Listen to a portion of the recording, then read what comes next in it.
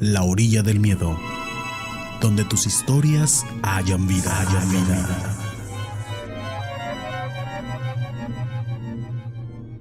Muchas veces pensamos que por nuestras acciones, por las cosas que deseamos o por algún motivo que nosotros provocamos, nos merecemos lo que nos sucede. A veces hasta nos hacemos esta pregunta a nosotros mismos, o si quieren se las preguntamos a algún ser superior en el que ustedes crean. ¿Por qué me está pasando esto a mí? Después de hacer esta pregunta buscamos una respuesta desesperadamente. Pensamos que quizás porque nacimos en cierto día, quizás porque somos hijos de alguien, quizás porque hicimos algo malo, quizás alguien nos tiene odio, envidia, coraje y nos hizo algún daño. Pero a veces no hay nada detrás. Simplemente por el hecho de que existimos o que estábamos en el lugar equivocado y en el momento equivocado, algo recae sobre nosotros. Lo entiendas o no, estés de acuerdo o no, en ocasiones así sucede y no está en nuestras manos el decidir si va a pasar o no va a pasar algo.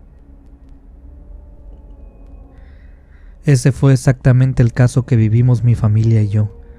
Fue una situación que nos sucedió hace aproximadamente 11 años. Mi familia está formada hoy en día por 4 integrantes: Berenice, mi esposa, Beto, mi hijo, Lulú, mi hija menor, y Federico, un servidor. Beto tiene 11 años el día de hoy y Lulú tiene 8. En la historia que les voy a contar, Lulú no aparece, porque ella aún no nacía. Estos sucesos, fenómenos, como le quieran llamar, empezaron a suceder con el nacimiento de Beto, y también un poco antes. Mi esposa y yo fuimos novios por 5 años, luego decidimos casarnos. Es cierto que Beto ya estaba en camino cuando nos casamos, pero él no fue el motivo de nuestra boda. Él solo apresuró lo inevitable. Mi esposa y yo ya teníamos planes de casamiento, pero la noticia de que Beto iba a nacer nos hizo acelerar fechas. No hay falla, no hubo problema, todo salió muy bien. Invitamos a ambas familias, tuvimos una fiesta muy bonita. Bere y yo éramos una pareja que no tenía vicios, no teníamos problemas, nos llevábamos bien con nuestros amigos. A pesar de que definitivamente no pueda saberlo absolutamente todo, les puedo garantizar que no teníamos enemigos. Éramos la típica pareja que era amiga de todos. Que alguien nos tuviera envidia, pues tal vez, pero de igual modo no tengo forma de saberlo. No nos metíamos con nadie y nadie se metía con nosotros. A decir verdad, por ejemplo, recibimos muchísima ayuda cuando empezamos a buscar casa después de la boda. Anduvimos viendo casas por muchos vecindarios de la ciudad y casi a diario 1 o 2 personas, conocidos nuestros, nos llamaban para decirnos que habían visto una casa en X lugar o en Y lugar, en una colonia. Nuestros amigos nos apoyaron muchísimo. Cuando tienes muchas opciones, puede llegar a ser más difícil elegir que cuando no las tienes. Cuando no tienes muchas opciones, simplemente eliges algo. Cuando tienes muchas es curioso, pero sí suele ser. El abanico es más grande y la cantidad de información que hay que procesar es abrumadora. Pero al final de cuentas tienes que elegir. Y eso fue lo que hicimos. Encontramos una casa que se ajustó perfectamente a nuestras necesidades. 3 habitaciones, estacionamiento para 2 coches, patio grande. Era justo como la queríamos en un buen vecindario. La tomamos y empezamos a mudarnos. Para que naciera Beto aún faltaban 3 o 4 meses, pero queríamos tener todo listo para su llegada. Así que arreglamos su habitación, arreglamos la casa con todo lo necesario, y cuando él nació, todo estaba casi listo. La casa es una casa de una sola planta. Teníamos la habitación principal de mi esposa y mía, una habitación que dedicamos a Beto, y la tercera habitación era el cuarto donde guardábamos los cachivaches, un almacén. No sabíamos aún de Lulú, pero estaba en planes tener otro hijo, fuera mujer u hombre, eso no importaba. En planes estaba tener 2 hijos y ya teníamos 1, así que la casa era perfecta con 3 cuartos. Pues bueno, a pesar de que les había dicho que esto arranca con el nacimiento de Beto, los fenómenos empezaron un poco antes. Aunque eran muy pequeños, casi no los notábamos, o mejor dicho, no les dábamos importancia. Si los llegamos a notar, pero no eran más que cosas chuscas que nos pasaban en casa. Por ejemplo, los primeros indicios de que cosas raras estaban pasando en nuestra nueva casa empezaron cuando faltaban pocas semanas para el nacimiento de Beto. Estábamos aún terminando de acomodar algunos detalles, ya detalles finales, arreglando alguna tubería por aquí, terminando de limpiar los jardines, pintando alguna pared, unos detallitos en las paredes. Los arreglos grandes ya los habíamos hecho. En ese tiempo eran más bien pequeños detallitos. Pero por ejemplo la herramienta que se ocupaba, brochas, martillos, cosas que usábamos del día a día, que no es fácil que se pierda, se cambiaban de lugar. Dejaba uno las cosas sobre la mesa y luego volvían. Si pasaba un día, dos, no estaban y luego aparecían en la barra, como por arte de magia, por ejemplo, por ponerles una situación. Recuerdo una ocasión, un fin de semana, que terminamos de trabajar mi esposa y yo, y decidimos poner a asar un poco de carne. Yo compré 2 cervezas y el plan era terminar el día con un asado en nuestro jardín, ella y yo solamente. Vera estaba embarazada, así que no podría acompañarme con alcohol, pero de igual modo cerraríamos el día juntos en nuestro patio. Estábamos allí sentados platicando, riéndonos, soñando, recordando. Y Vera, mi esposa, entra a la casa para ir al baño. Yo me quedé afuera, encargándome de la parrilla. Recuerdo claramente que estaba moviendo la carne, los tomates, las salchichas, y levanté mi cabeza y miré hacia adentro de la casa. Vi pasar a mi esposa. No sería raro, no tendría por qué ser raro, porque ella estaba dentro, yo lo sabía. No tendría por qué sorprenderme. Pero lo curioso es que ella en la mañana se había puesto un vestido rosa. Lo recuerdo exactamente porque me preguntó: amor, ¿qué me pongo hoy? Le dije que se pusiera ese vestido porque se le veía genial, me encanta cómo le quedaba. Pero cuando pasó por dentro de la casa, ella traía puesto un pantalón y una camisa blanca. O eso vi yo, así de manera rápida. Supuse que como habíamos estado trabajando, se había ensuciado su vestido y había aprovechado que entró para cambiarse. Entendible. Así que seguí con lo mío, nada extraño. Pero cuando salió, ella traía de nuevo el vestido rosa. ¿Siempre no te cambiaste?, le pregunté. Y me dijo que no, que nunca se había cambiado. Le conté lo que vi y me dijo: no me quieras asustar, suficiente tengo con... Y empezamos a hablar sobre cosas. Empezamos a hablar sobre sonidos. Empezamos a hablar sobre cambios de temperatura abruptos en ciertas partes de la casa. Entonces nos percatamos que ella y yo, ambos, habíamos detectado varios fenómenos que no habíamos mencionado entre nosotros. Y a manera de broma, nuestras antenas se activaron. Y ahora cada cosa que detectábamos la comentábamos rápidamente. A veces tenían respuesta, a veces no, pero se volvió un juego entre nosotros que consistía en buscar estos fenómenos. Pasa el tiempo, Beto nace, fue un bebé muy esperado, fue bien recibido por todos nuestros amigos y familiares, no se diga por nosotros, por supuesto lo amamos desde antes que naciera, como suele suceder entre padres e hijos. Bere y yo teníamos la costumbre de atender, quizás la palabra no les guste, pero excesivamente a Beto. A veces nos pasábamos viéndolo durante las noches, horas simplemente viéndolo dormir, pensando, soñando qué sería de él, cómo podíamos ayudarlo.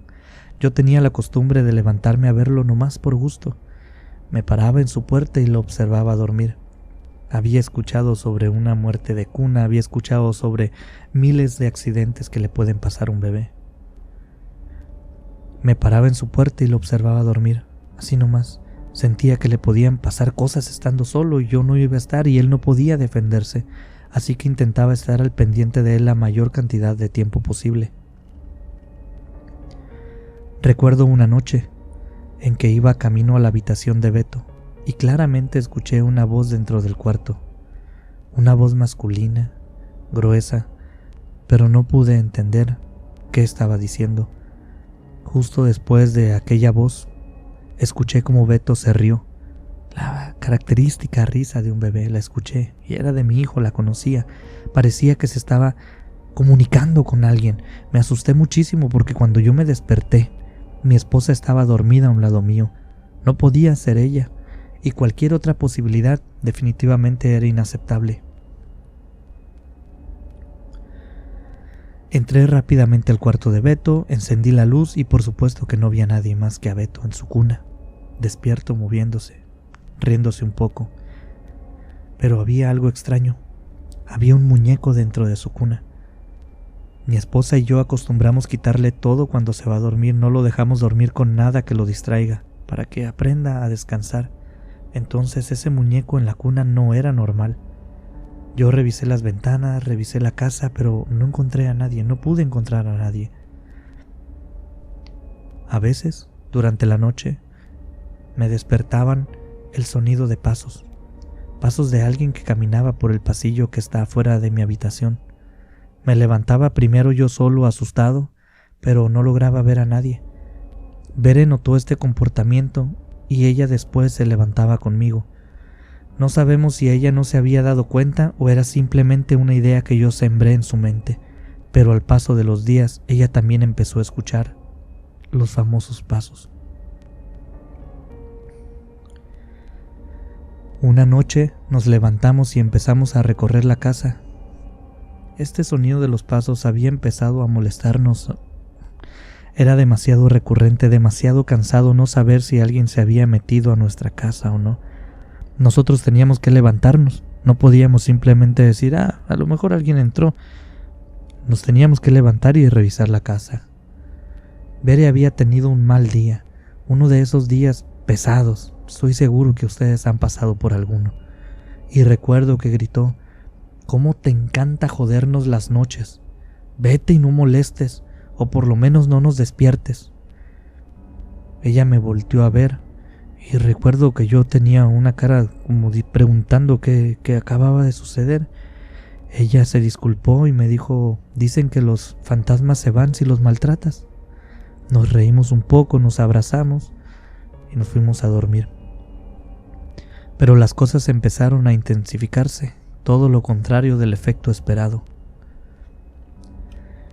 Yo empecé a ver en casa a una persona, una silueta de alguien adulto. Lo veía de reojo, nunca directamente, pero pasaba caminando entre los muebles, pasaba caminando entre los pasillos, entre los marcos de las puertas, y lo veía bastante seguido. Otra cosa que era muy común era verlo entrar al cuarto de Beto. A veces, esta visión coincidía con el sonido de los pasos. El 80% de los sonidos o de las visiones tenían que ver con el cuarto de Beto. La habitación de mi hijo parecía tener algo que atraía estos fenómenos, como si fuera un imán de estas cosas. Mi esposa y yo nos comenzamos a tomar más en serio este tema porque Beto ya no se reía de noche, cambió la risa por llanto. En la noche él se despertaba llorando amargamente. Eso no nos gustó para nada. A veces lo teníamos que traer a nuestra habitación para que se calmara, pero casi siempre mi esposa y yo nos turnábamos para ver quién se levantaba a tranquilizar a Beto. Recuerdo que Beto se despertó llorando. Nos levantamos Bere y yo, me tocaba a mí. Yo debía haberme levantado solo, pero mi esposa dijo, voy contigo. No sé por qué lo hizo. Cuando hemos platicado al respecto del por qué ella se levantó, ella simplemente dice que sintió que debía hacerlo. No hubo sentimiento de alarma ni nada. Simplemente sintió que debía acompañarme. Pero cuando íbamos a entrar al cuarto de Beto, los dos nos quedamos parados en la puerta, no pudimos avanzar, nos quedamos fríos. Yo no sabía si Bere estaba viendo lo mismo que yo. Pero yo veía una silueta al fondo de la habitación de Beto. Era una silueta humanoide, de la altura de un adulto, solo parada al fondo de la habitación. Parecía hecha de la misma noche, oscura. Se parecía a la que veía en la casa, pero no estaba seguro de que fuera la misma. Bere me puso la mano en el hombro, me hizo un lado, pasó corriendo junto a mí, levantó a Beto en brazos, salió corriendo de la habitación. Cuando Bere me hizo un lado y se lanzó sobre mi hijo, yo la volteé a ver a ella, a ver qué estaba haciendo, qué iba a hacer. Le quité la vista a la silueta, dejé de verla. Cuando Bere salió del cuarto volví a buscar aquella silueta, pero ya no estaba, no la volví a ver. Revisé la habitación, que no es muy grande. La cuna estaba en el centro, donde debía de estar. En el centro de la habitación había una ventana en una de las paredes, pero la ventana estaba bien cerrada, no había forma de que hubiera salido alguien por allí. Después de revisar la habitación y estar seguro que no había amenaza alguna, me fui a buscar a mi esposa y a mi hijo. Estaban los dos en mi cuarto, en la cama. Vera estaba con Beto, en brazos. Mi hijo estaba llorando. Mi esposa me miraba como esperando que le dijera qué había pasado, esperando una explicación, pero yo mismo no tenía respuestas, solo preguntas. Vera tenía cara de miedo. Se me quedó viendo y me dijo: ¿qué era eso, Fede? No preguntó quién era, dijo ¿qué era eso? No supe qué decir, no supe qué contestarle a mi esposa. Solo me acosté junto a ellos y los abracé. Estuvimos platicando y ambos vimos lo mismo. No vimos cosas diferentes, pero ella también dejó de verlo cuando se abalanzó sobre Beto. Simplemente le quitamos los ojos de encima y aquello desapareció. No supimos qué pasó después, pero supimos que era hora de tomar cartas en el asunto. Nuestra primera acción, nuestro primer paso fue sacar a Beto de esa habitación. Lo mudamos a la de un lado, la que usábamos como cuarto de cachivaches. Aunque no estaba tan bien acondicionada como su propio cuarto, igualmente lo cambiamos. Estuvimos muy al pendiente de lo que ocurriera con Beto, pero también de la habitación que acabábamos de dejar sola. La mantuvimos cerrada y nadie entraba allí. Sin embargo, a pesar de que los sonidos habían empezado a desaparecer, volvieron los sonidos, volvieron los pasos en la noche. Ahora fueron las cosas del almacén, empezaron a moverse del lugar. Volvió a sentirse y volvió a pasar todo lo que se estaba sintiendo en la habitación de Beto, pero ahora en el almacén, en donde habíamos puesto la cuna de nuestro hijo. Los fenómenos se mudaron de cuarto junto con Beto. Pareciera que esto estuviera a su alrededor. Lo que no volvimos a ver en este almacén fue a esa silueta, pero nosotros no queríamos esperar a que sucediera, así que decidimos sacarlo también del almacén. Nosotros teníamos mucho miedo porque parecía que estos eventos estuvieran siguiendo a Beto. Parecía que la habitación donde lo pusiéramos, no importaba cuál fuera, poco a poco se comenzaba a infectar, a infestar de esta presencia, de estos fenómenos, hasta que esa cosa aparecía. Decidimos usar un tipo de cuna muy bonita que va puesto en la base de una cama. Se usan para que el bebé duerma con sus padres, pero al mismo tiempo el bebé se acostumbra a su propia cama. Creo que les dicen colechos. Usando esto es que Beto se mudó a nuestro cuarto, por lo menos en lo que decidíamos que íbamos a hacer, porque era casi lógico que esto no dejaría de suceder por sí solo. A decir verdad, los dos primeros cuartos siguieron el mismo patrón de comportamiento. De menos a más, los fenómenos no desaparecían, solo se atenuaban un poco y luego aumentaban, pero no queríamos que llegara hasta el punto de empezar a ver esa silueta. Estuvimos muy atentos, hicimos oración por nuestro hijo, aunque no éramos muy religiosos. Todas las noches rezábamos, pedíamos porque este tiempo malo para nuestra familia pasara y nos permitieran descansar. Los días eran pesados, pero las noches eran aún más pesadas, porque tal cual sucedió antes, los ruidos, el frío, las voces y los pasos empezaron a ser presentes, pero ya era imposible irnos a otro lado. Debíamos afrontar la situación como familia. Además pensamos que no serviría de nada mudarnos porque este asunto se movía junto con mi hijo. A donde llevamos a Beto, esto parecía seguirlo.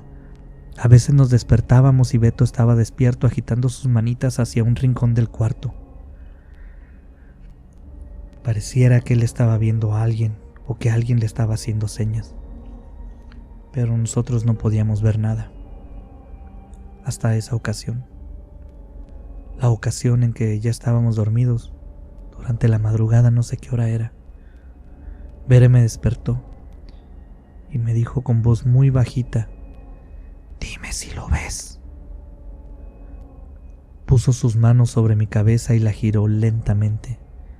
Dirigió mi mirada hacia el colecho de Beto. En uno de los bordes había algo sentado, algo muy grande, una especie de ser humanoide en posición como de un perro sentado.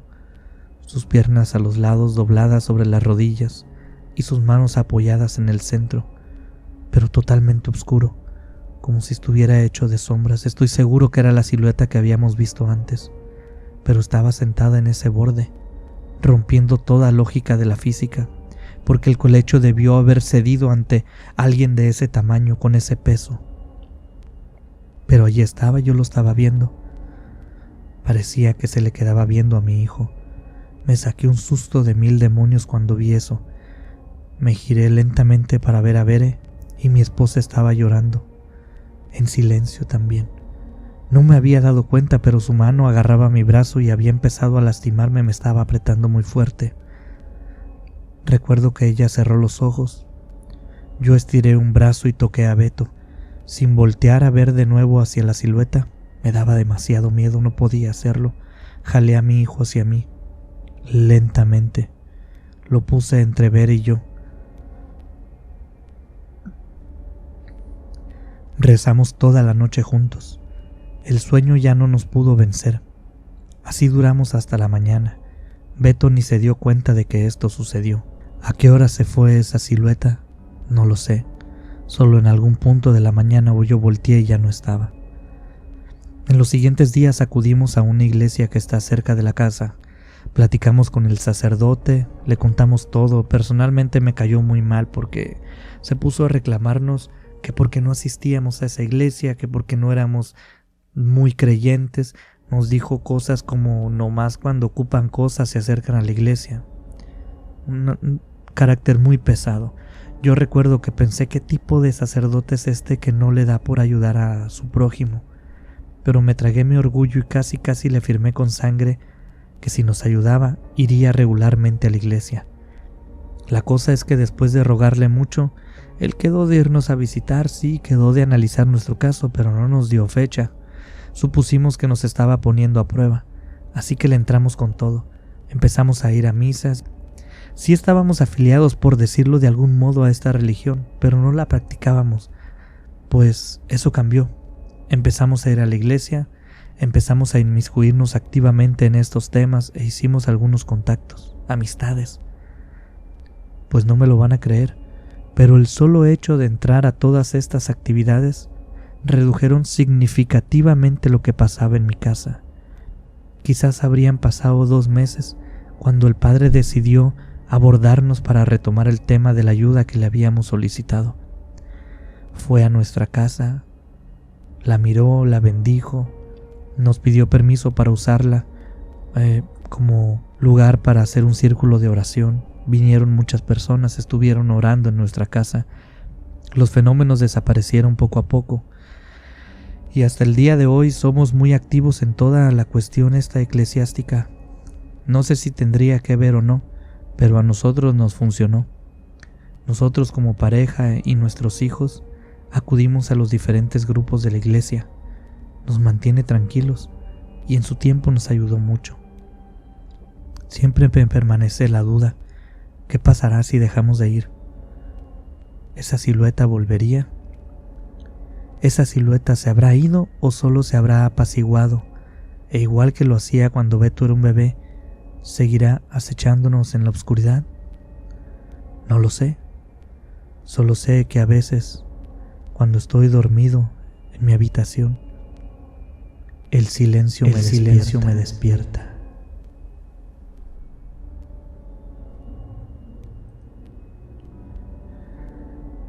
Muchas gracias por haber llegado hasta este punto del video, por verlo completo. Queremos agradecer, como todas las semanas, a nuestros amigos, a Pedro, a Luz María Higareda, a Mavi Villegas, mi hermano Miyagi, a Kiri Ellison 333 hasta Nueva York, José Alonso Perusquía, Eva Ramírez 976, a Lupita López 4255, a Fabi Jiménez. Les mandamos a todos ustedes un abrazo, a Ariel, a Aurora Santana, a todos quienes comentan nuestros videos, quienes los ven y quienes los comparten. Les enviamos un abrazo y por supuesto una invitación para que dentro de unos días nos veamos aquí en La Orilla del Miedo.